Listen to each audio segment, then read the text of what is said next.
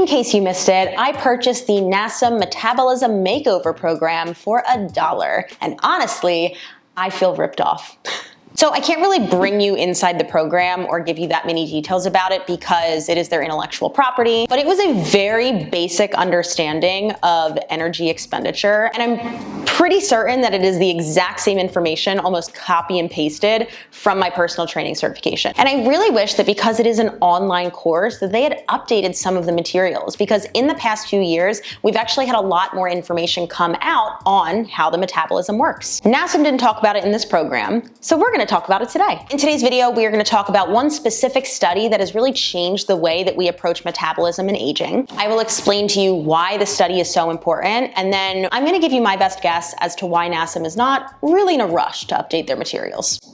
So let's go. So before we talk about the study, I want to make sure we're all on the same page about what metabolism actually is. Your metabolism is the combination of all chemical processes in your body, and it makes up part of our total daily energy expenditure, or our TDEE. This is essentially a fancy way of saying how does our body use calories or use energy throughout the day. So the biggest chunk of this is your BMR, your basal metabolic rate, also known as your metabolism. And this is going to be about 50 to 70% of your daily energy expenditure. Again, meaning that your body is going to burn the most calories during your day by doing all of the chemical processes within your body. So I want you to think of this number as like if you were to just wake up and lay in bed and not do anything all day, that's your metabolism. Then we've got our TEF, or thermic effect of food. This is how much energy it takes to break down the food that we've eaten. And this is typically about 10 to 15% of our energy expenditure. And then we have our TEA, also known as our, I think it's thermic effect of activity. That makes sense, right? Typically we think of this as our NEAT and our EAT, non-exercise activity thermogenesis, and then our exercise activity thermogenesis. So essentially this is any movement that you do during your day. NEAT is going to be non-exercise, EAT is going to be any formal exercise. This is about 20 to 30%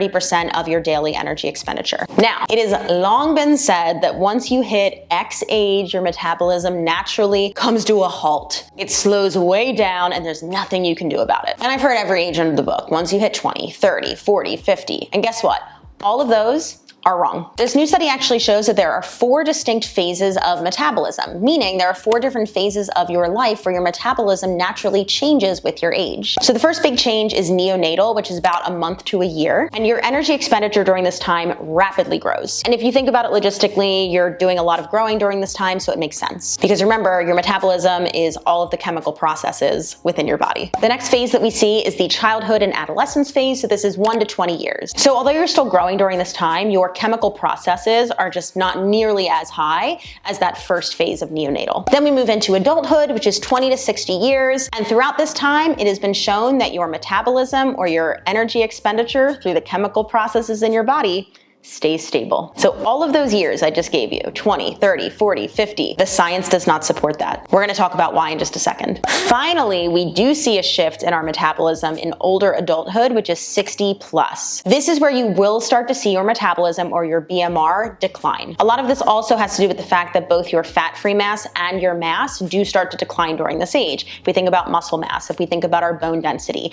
this will start to decline with that 60 plus age. So what can we take away from this study? In adulthood, until you hit that 60 plus area, your metabolism is not naturally slowing down, meaning that your metabolism is not slowing because you're getting older. If your metabolism is changing during that time, it has to do with your lifestyle changes. And for so many adults, what happens once we enter this adulthood phase? We get desk jobs, we stop going outside, we stop playing sports, we stop doing extracurricular activities that exert more energy. Now, I know that is not tried and true for everybody, but this is kind of the natural state, especially here in America, in corporate America. That's what you see. Most people sitting and living behind a desk. So does age directly slow your metabolism?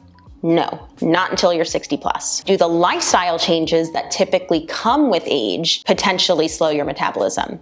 100%. So it's simply just not a direct causation. And I hope that that gives you some power back, knowing that like, oh wow, I can actually control this. It's hard, don't get me wrong. One of the biggest questions I have from people is like, well, how do I hit my step goal if I'm trapped behind a desk all day? And it's hard. And that's one of the things that I work on a lot of my one-on-one clients with. So even though it's hard, I want you to know that you do still have control. Okay.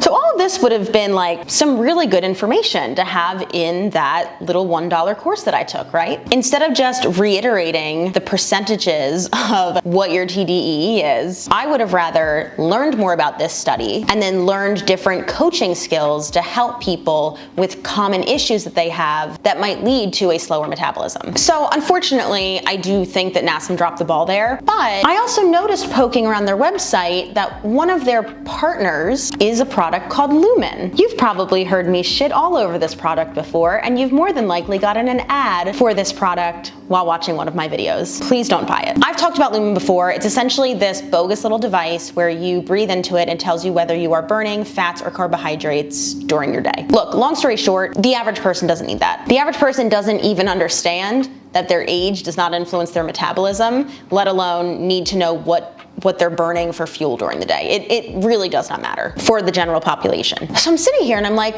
well, of course they're not gonna talk about this study. And of course they're not gonna take this study and give us some coaching tools to actually explain to our clients how they can take back control of their metabolism. No, instead they're gonna partner with a third-party product where their whole mission statement is hack your metabolism and then try and get us to sell it to our clients. And with NASM, you can get some discounts on different services, which is like very normal when you're paying into like a certification. Not only did they partner with this company, Lumen is a literal provider of continuing education, meaning you can get CEUs from Lumen. What the actual fuck, NASM? Are you joking? Are you joking? I truly think that NASM has just become like a money grab. That's it. There's like, how can we, I don't even want to stay relevant. I just want to make as much money as possible in the easiest ways possible. You know, they probably put their little NASM stamp of approval because they probably get a great kickback rate. Like, we know how affiliate links work.